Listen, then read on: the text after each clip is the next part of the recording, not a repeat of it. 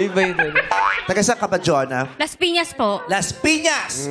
Gano'ng kakabilis gumawa ng parol? Sa isang araw po, pag maliliit lang po, 5. 5. Pag malalaki po, mga 3 feet po, 1 lang po. Oo. Sabi mo, recycled parols. Oo. Saan galing ang mga recycled parols? Gawa po sa straw po, tapos po sa kutsara po. Sa straw. Tapos Yung po, plastic. Apo. Tapos po plastic bottle po. Pati nyo gawing parol yung Yung alin? yung plastic na kutsara ang ginagamit niya. Oo. Pati yung kutsarang nasa dingding ang ginagamit. Yung malalaki. Kahoy yun eh. Ang bigat nun. Saan galing yung plastic? Binibili rin po. Sa junk shop. Apo, yung mga plastic bottle po. Oh, Magkano yung ganong parol, yung mga maliliit? Yung maliit po, 200 po. Yung malaki, Yung malaki po, 3 feet po, 1.5. 350 to 1.5? bibili ka ba? Hindi, tinatanong ko lang kasi baka may gustong mga bumili. Pagtitera, kaya na nakakabwisit. Oo. Yung, Nagkatanong. magkano yung maliit? Chu-chu-chu-chu. Eh, yung malaki po. Chu-chu-chu-chu. Bibili ka ba? Hindi, nagtatanong lang. Ba't ka nagtatanong? Hindi, kasi gagawa rin po kami ng tindahan sa kabila para alam kami ng presyuhan. Pababaan. Oo, di ba? Yung iba inaalam mo lang ang presyon. Yeah. 350 sila o mag 345 tayo. Lalabanan pa. So, October ka nagsisimula. Apo. Eh, paano ngayon? Ano na? Malapit ang Pasko, parang ilang araw na lang. May bumibili pa ba ng parol last Meron minute? pa rin po. Mga hanggang kailan sila bumibili Hanggang ng parol? po, bago po magpasko. Bago magpasko. Apo. So, December 26, wala na nagbabagsak. Wala na po. Wala na. Pero nagbabagsak presyo ba kayo ng parol pagkatapos ng Pasko? Ano naman po, may to order na po ngayon. Kasi Ano? May to order na po. Made to order. Made to order na lang. Ah. Sayang kasi eh. Bakit sayang? Napapanis ba yung parol? Hindi, kasi baka wala na nga bumili. Kaya o-order na lang. Eh, di you just keep. Di O, ba, tama. Ba't pwede naman pala i-keep na lang eh?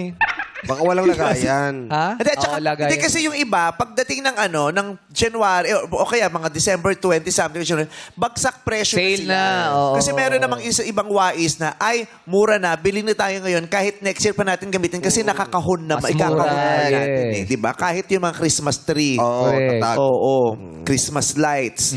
Oh, alam nyo kung saan pinakamura ang Christmas lights? Saan? Yung kanto nung barangay na nasunugan. Kanto ng barangay. Oo, kasi dati kasi nasunugan kami, yung kabilang bago magpasko, yung kabilang kwarto nagbagsak presyo na sila ng Christmas lights kasi wala nang gustong mag-Christmas Wala lights. na kasi.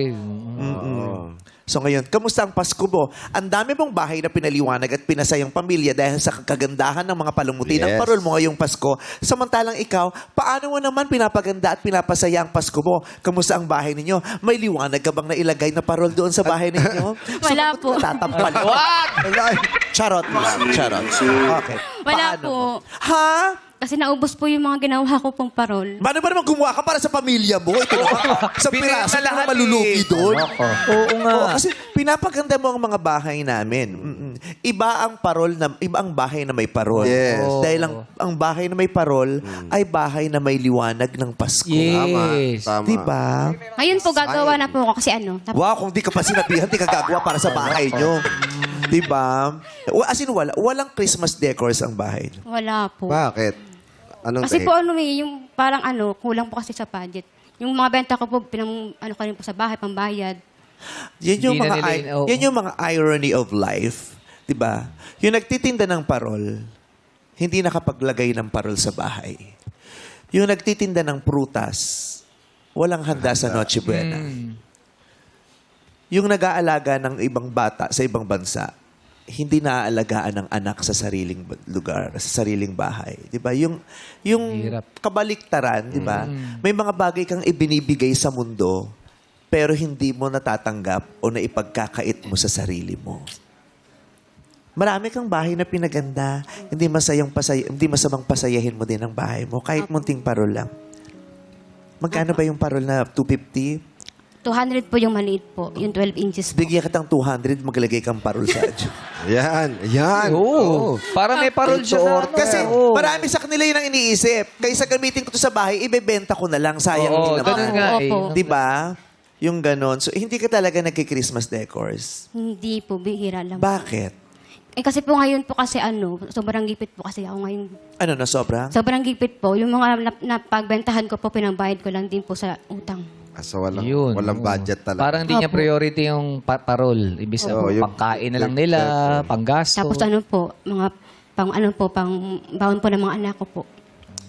Hindi, kasi sabi mo yung recycled materials naman. Eh. So, Apo. marunong kang mag-recycle eh.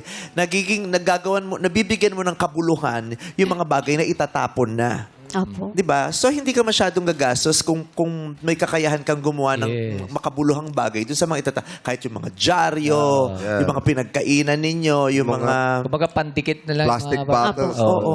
Alam kong napapagod ka at alam kong marami kang iniisip, lalong-lalo na yung mga bayarin. Opo. Pero huwag mong kakalimutang pasayahin ang sarili mo at ang bahay ninyo. Opo. Ha? Opo. Isang parol lang. Opo. Bibigyan ka namin ng pamparol dahil ngayon, Yan. lahat kayo ay Babibigyan kayo ng taki. Nagulat lang, nagulat. Masaya, di ba? Umogi Alcacid ka doon ay nabigla ka. Sige, bibigla ka naman. Lahat sila ay... May mali-mali. Mabibigyan ko ng tagi 1,000! Thank you po. Thank you po.